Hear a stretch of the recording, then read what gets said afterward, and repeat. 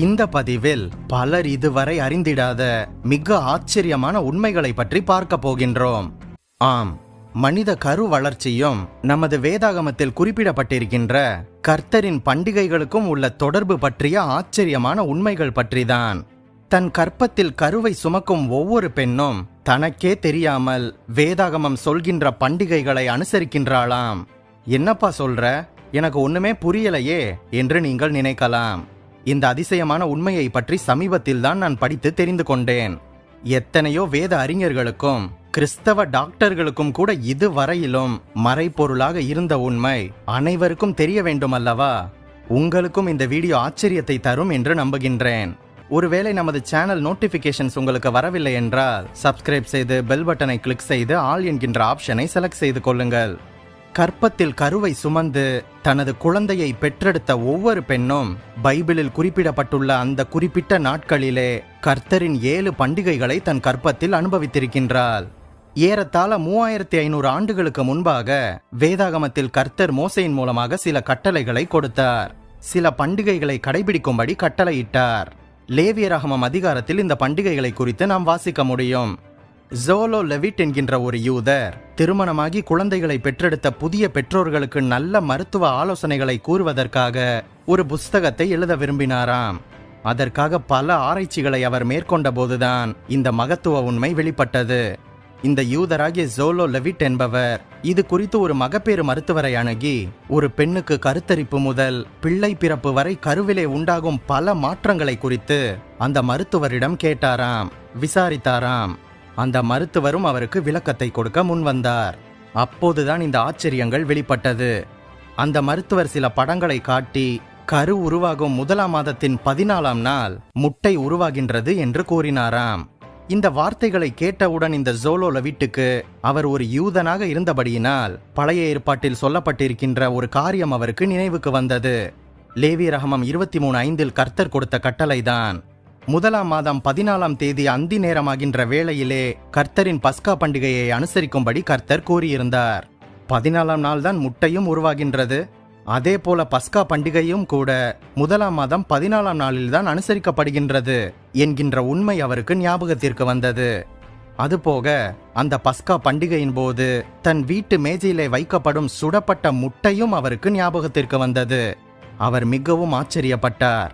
அடுத்ததாக அந்த மருத்துவர், இந்த முட்டை 24 மணி நேரத்திற்குள் உயிரணுவை சேர வேண்டும், இல்லாவிட்டால் கருமுட்டை தானாக வெளியேறிவிடும் என்று கூறினாராம். உடனே அவருக்கு லேவியராகமம் 23:6 நினைவுக்கு வந்தது. அந்த மாதம் 15ஆம் தேதியிலே கர்த்தருக்கு புளிப்பில்லாத அப்ப பண்டிகையாக அது இருந்தது என்பது அவருக்கு ஞாபகம் வந்தது. அதுபோக லேவியராகமம் 23:10 ஞாபகத்திற்கு வந்தது. நீ இஸ்ரவேல் புத்திரரோட சொல்ல வேண்டியது என்னவென்றால், நான் உங்களுக்கு கொடுக்கும் தேசத்திலே நீங்கள் போய் சேர்ந்து அதன் வெள்ளாண்மையை அறுக்கும்போது உங்கள் அறுப்பின் முதல் பலனாகிய ஒரு கதிர்கட்டை ஆசாரியனிடத்தில் கொண்டு வர கடவீர்கள் என்பதுதான். இப்படியாக இந்த வசனத்தில் சொல்லப்பட்டதின்படி அறுப்பின் முதற் பலன் கர்த்தருக்கு செலுத்தப்பட வேண்டுமானால் கோதுமை மணி நிலத்தில் விழுந்து மரித்தால்தான் பலன் கொடுக்கும் என்கின்ற வேத வசனமும் அவருக்கு ஞாபகத்திற்கு வந்தது. இப்படி பல காரியங்கள் அவருக்கு நினைவிற்கு வந்தபோதும் கூட டாக்டரை இடைமறித்து பேசாமல் தொடர்ந்து அமைதியாக கேட்டுக்கொண்டிருந்தார். அடுத்ததாக அந்த மருத்துவர் கரு கட்டிய அந்த முட்டையானது 2 முதல் 6 நாட்களுக்கிடையில் கர்ப்பப்பையின் சுவற்றிலே ஒட்டிக்கொண்டு வளரத் தொடங்கும் என்று கூறினார். உடனே இந்த ஜோலோ லெவிட்டுக்கு கர்த்தருக்கு அனுசரிக்கப்படும் முதற்பலன் பண்டிகையும் பஸ்கா பண்டிகையும் 2 முதல் 6 நாட்கள் கொண்டாடப்படுவதை அவர் நினைவு கூர்ந்தார்.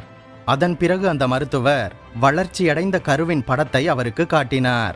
குழந்தையின் தலை, கை, கால்கள், விரல்கள், கண்கள் வளர்ச்சியடைந்த நிலையில் காணப்பட்டது. இது சரியாக கருவின் 50ஆவது நாள் அந்த வளர்ச்சியை காண்பிக்கின்றது என்று மருத்துவர் கூறினார். உடனே ஜோலோ லெவிட்டுக்கு லேவியராகமம் 23:16 ஞாபகத்திற்கு வந்தது. 7ஆம் ஓய்வு நாளுக்கு மறுநாளாகி 50ஆம் நாள் மட்டும் எண்ணி கர்த்தருக்கு புதிய போஜன பலியை செலுத்த கடவீர்கள் என்று சொல்லப்பட்டிருக்கின்றது. எப்படி இது கருவின் 50ஆவது நாள் வளர்ச்சியை காண்பிக்கின்றதோ அதே போல 50ஆவது நாளில்தான் பெந்தகோஸ்தே என்கின்ற பண்டிகை ஆசரிக்கப்படுவதை இவர் நினைவு கூர்ந்தார். இவருக்கு மிகவும் ஆச்சரியமாகிவிட்டது.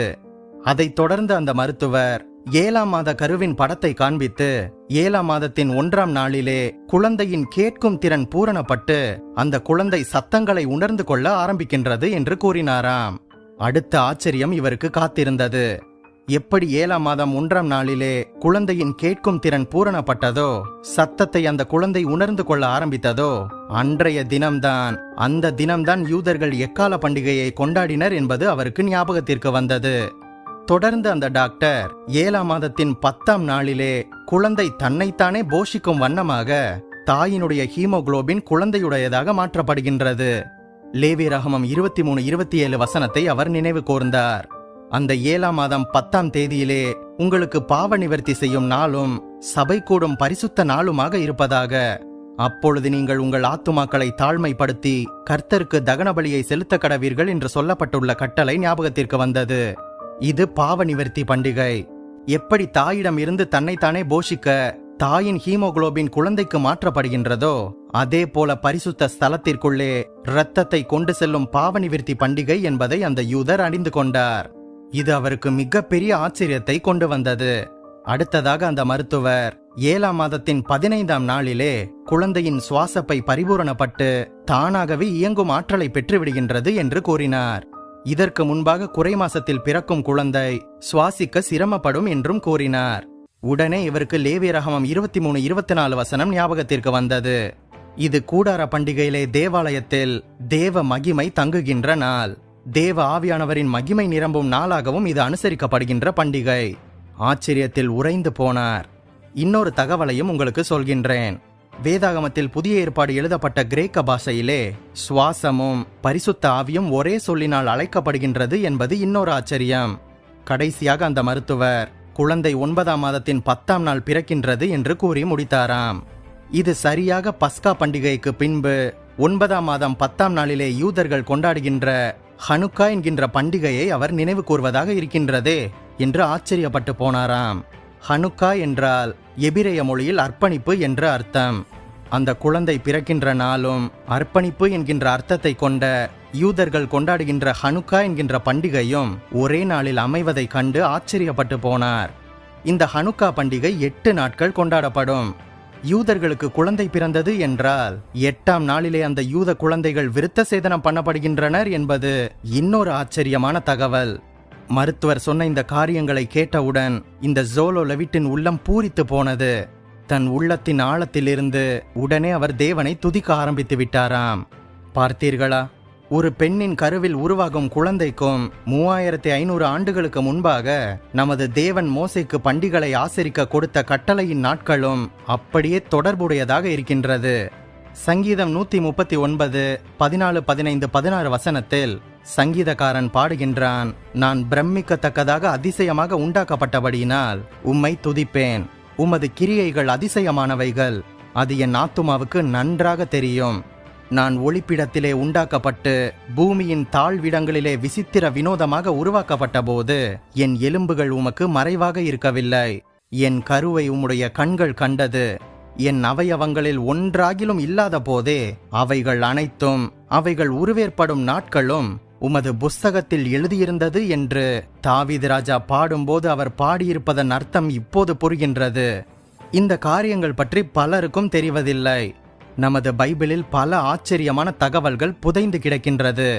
நாம் வேதாகமத்தை ஆராய்ந்து படிக்கும்போது பல உண்மைகளை, பல ஆச்சரியமான விஷயங்களை நாம் அறிந்து கொள்ள முடிகின்றது.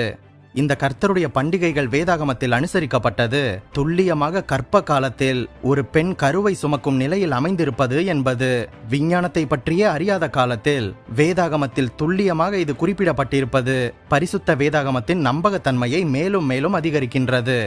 அது போக பைபிள் சொல்கின்ற தேவனே மெய்யான தேவன் என்பதை உலகிற்கு பறைசாற்றுகின்றது. இந்த ஜோலோ லெவிட் ஆச்சரியப்பட்டது போல இதை அறிந்ததும் எனக்கு அவ்வளவு ஆச்சரியம். உடனே உங்களிடம் பகிர்ந்து கொண்டேன். உங்களுக்கும் இந்த வீடியோவின் மூலம் பல ஆச்சரியமான தகவல்களை தெரிந்து கொண்டீர்கள் என்றால் வீடியோக்கு ஒரு லைக் பண்ணிட்டு உங்க கிறிஸ்தவ நண்பர்களுக்கும் இந்த வீடியோவை ஷேர் பண்ணுங்க. நீங்கள் ஆசீர்வதிக்கப்பட்டவர்கள். நம் பைபிள் விஸ்டம் தமிழ் சேனலுக்கு உங்களால் முடிந்த உதவியை செய்யுங்கள். இந்த வேதாகமமும் விஞ்ஞானமும் என்கின்ற தொடரில் முதல் 12 எபிசோடுகளை நீங்கள் பார்க்க தவறியிருந்தால் டிஸ்கிரிப்ஷனில் லிங்க் உள்ளது, பார்த்து கொள்ளுங்கள். மேலும் பல வேதாகம தகவல்களையும் சத்தியத்தையும் அறிய நம் சேனல் பிளேலிஸ்ட் பக்கத்திற்கு சென்று மற்ற வீடியோக்களையும் பாருங்கள். நீங்கள் ஆசீர்வதிக்கப்பட்டவர்கள்.